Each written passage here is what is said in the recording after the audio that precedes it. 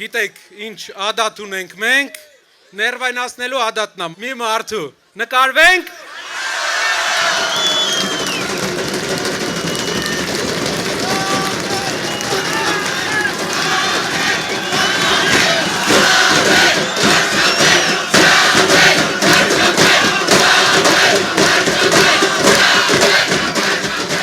Ժողովուրդ,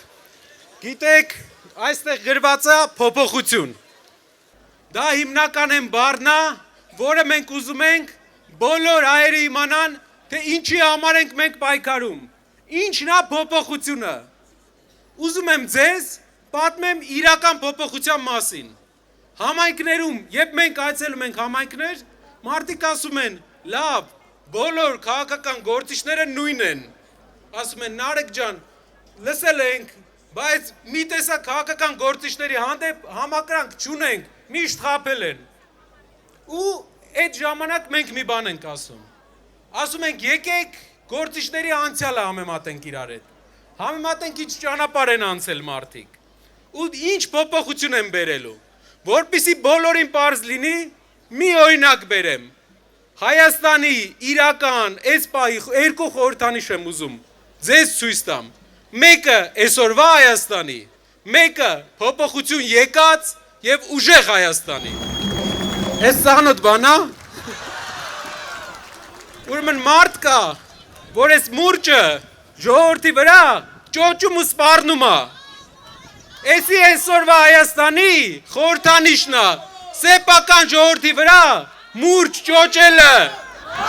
սեփական ժողովրդի նստեցնելը։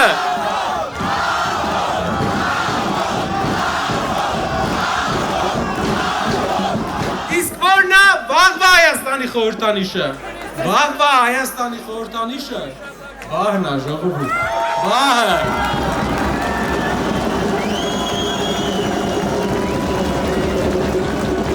Վաղը շինարարության մասին է, վաղը կառուցելու մասին է։ Մեր երկրում հողատարածքների կեսը 200,000 հեկտար անտեր է։ 8 տարում 40,000 հեկտար անտեր է մնացել։ Վաղվա Հայաստանը, ուժեղ Հայաստանը, ծաղկացնելու այդ հողերը, այդ գյուղերը, կառուցելու է։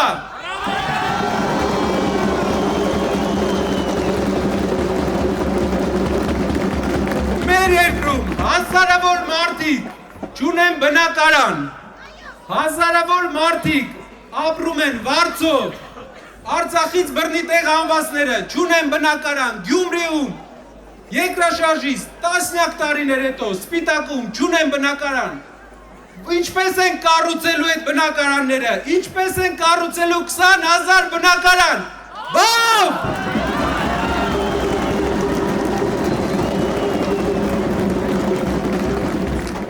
Այստեղ ես բերել եմ օգտագործած բահ, ոչ թե խանութից նոր։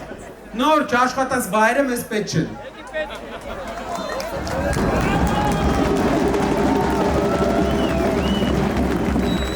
Սիրելի հայրենակիցներ։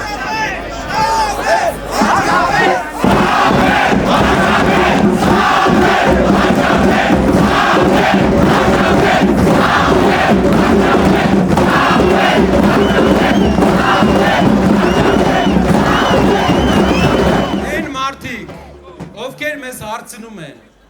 ու ասում են, որ բոլոր քաղաքական գործիչները նույն են, ես ուզում եմ մի պատմություն պատմեմ մեր մասին։ Ես ուզում եմ իրենց պատմեմ մեր ու մեր շրջանի պատմությունը, այստեղ Տաշիրից մարդիկ կլինեն հաստատ, ուզում եմ պատմեմ այդ պատմությունը, այսօրվանից ուղիղ 30 տարի առաջ մեր մոտ Տաշիրում էլի ընտրություններ էին, մեր ժողովուրդն էլ կիսված էր,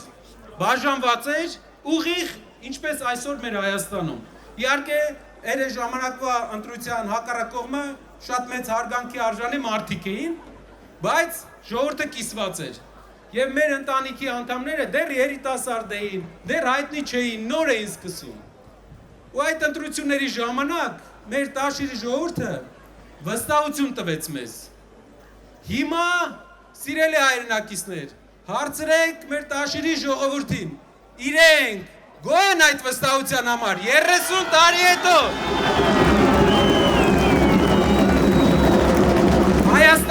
բոլորը կունենան մեկ ծանոթ այնտեղ։ Հարցրեք, ինչպես ենք մենք